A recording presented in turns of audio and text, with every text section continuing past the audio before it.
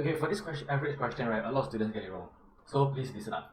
They say that the average amount of money that Albert and Bella has is 62. This one is 62, just in case you cannot read it clearly. While the average amount of money that Albert and Cedric has is $84. How much more money does Cedric have than Bella?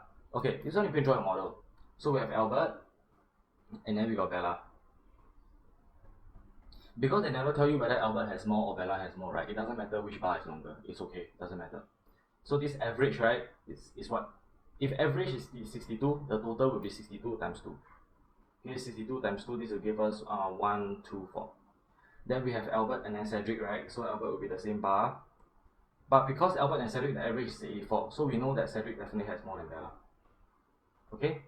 And then the question is asking for how much more does Cedric have than Bella. So it's actually asking for this question mark. Okay? Now, we have to find out the total here. So the total here, right, because they say the average is 84, for these two, right, we take 84 multiplied by 2. So this will be 168. Okay. Why do we need to do this, right? It's because if you can find out the total between Albert and Bella, and we find out the total between Albert and Cedric, right? If we take 168 minus 124, this will be the difference. Why? It's because 168 is Albert and Cedric, right? 124 is Albert and Bella. If you take this one minus this one, right, it's Albert minus Albert, Cedric minus Bella. Okay, Cedric minus Bella.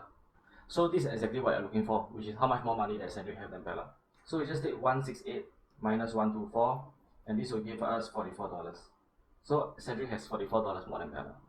So a lot of students, right, they just take 62, they just take 84 minus 62. That is the wrong way. You need to find out the total first, and then you can start doing the subtraction. Okay, a lot of students will skip this portion, and then they will do this wrong. So remember to always find the total first, then you go and find the go and do the subtraction. Alright, done.